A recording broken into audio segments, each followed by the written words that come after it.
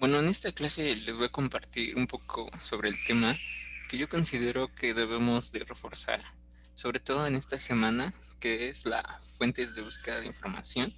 Este tema les va a funcionar muchísimo a ustedes, ya que bueno, van a egresar a lo que es un nivel medio superior, que es la preparatoria. Entonces, más aparte de que estamos en tiempos complicados, que las clases no se pueden dar de manera presencial, este tema les va a ayudar muchísimo para obtener pues mejores resultados en su preparación académica. Primero que nada, pues creo que conozcan qué es una fuente de información. Una fuente de información son instrumentos para el conocimiento, búsqueda y acceso a la información. Si lo pueden ver en la imagen, tenemos un documento que está enlazado con distintos fuentes de información, en este caso, por ejemplo, un libro, carpetas digitales o periódicos. Existen más, pero todos estos existen para saber el conocimiento y la búsqueda de cierta información que se encuentren en estos medios. Ahora, ¿para qué sirven? Muy importante, debemos saber para qué sirven estas fuentes de información. Pues estas sirven para estar principalmente al corriente de los nuevos avances en el campo del conocimiento o de un campo determinado, y pues se recurren a estas fuentes de información pues para ofrecer respuestas concretas o a determinadas preguntas. Y bueno, tiene dos características principales. Una fuente de información, una característica principal es que localicemos y obtengamos de un documento, por ejemplo, el autor y el título del documento, ¿no? O de un tema que estemos buscando en específico. La otra característica es, pues, simplemente localizar documentos relativos a un tema en particular. Por ejemplo, si yo quisiera saber cómo ingresar a nivel medio superior o qué requisitos me piden, pues puedo utilizar algunas fuentes de información. Puedo consultarlo, por ejemplo, en un periódico de una revista académica eh, física. Puedo buscar en internet, en un motor de búsqueda, en un buscador académico, cuál es el proceso de selección. Puedo consultar, por ejemplo, esta plataforma o digamos, los que se encargan del proceso de admisión de examen, que es Comipens, y puedo buscar todo esto. Ellos nos comparten gacetas, nos comparten archivos, todo para localizar cierta duda. ¿Cuáles existen? Pues existen hoy en día bastantes.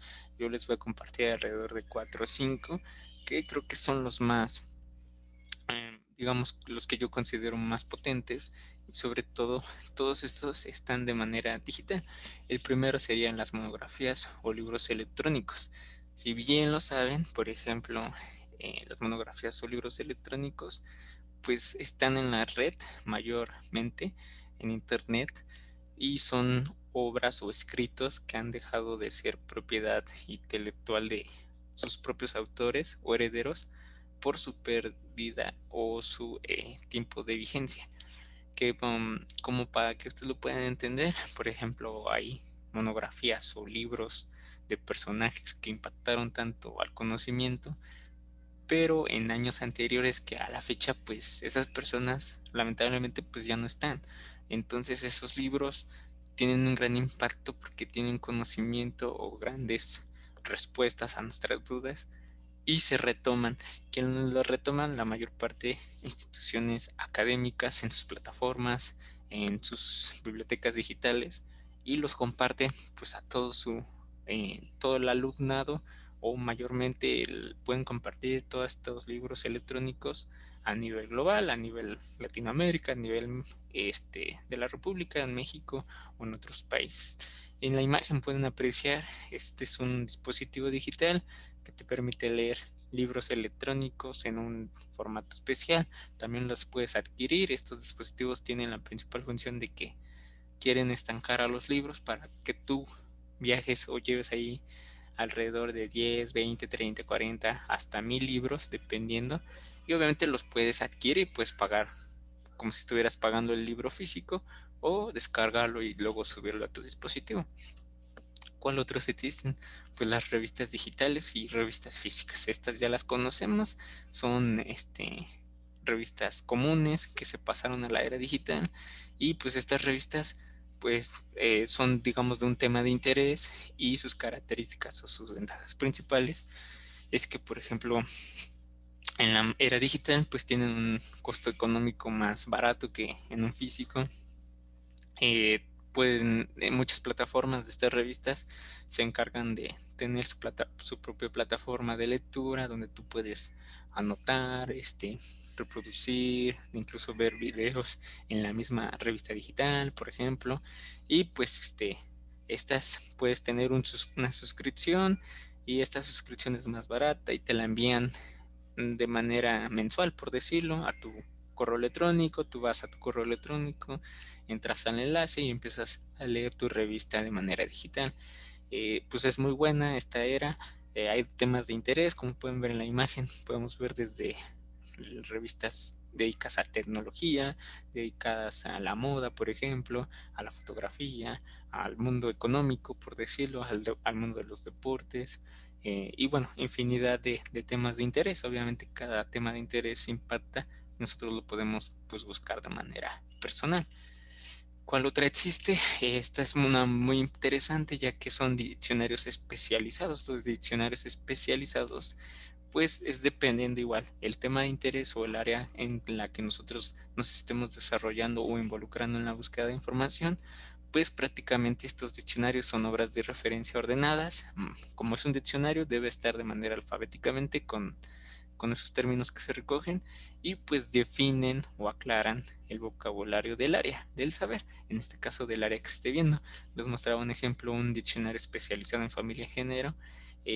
Obviamente trae palabras que son exclusivas a ese vocabulario, a la familia, al género, y bueno, podemos abarcar infinidad de eh, vocabularios que podemos encontrar ahí, o de palabras.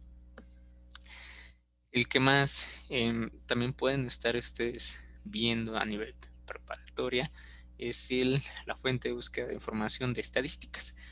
Eh, por ejemplo, ahorita les voy a mostrar. Principalmente, pues las estadísticas son o nos permiten ayudar mediante representación de datos o gráficos a resumir o extraer información. Podemos calcular patrones de conductas y de datos, y bueno, esto es de manera más profesional. Y el ejemplo que les muestro, por ejemplo, es esta representación de usuarios de Internet según el equipo de conexión del 2018, el INEGI, si ya lo conocen. Este censo que se hace a nivel global en México, por ejemplo, y pues pasan a nuestras casas, nos realizan distintos tipos de preguntas, ya sea de cuántas habitaciones tienes, cuántas personas habitan en la casa. Todo esto pues lo van anotando, y después sacan un censo de todo. Y por ejemplo, nos dicen que en el 2018 muchos usuarios, alrededor de 68.9 millones de usuarios, tenían un celular inteligente, pero el 92.7 tenían ese celular con acceso a internet, o se conectaban o era su medio de conexión.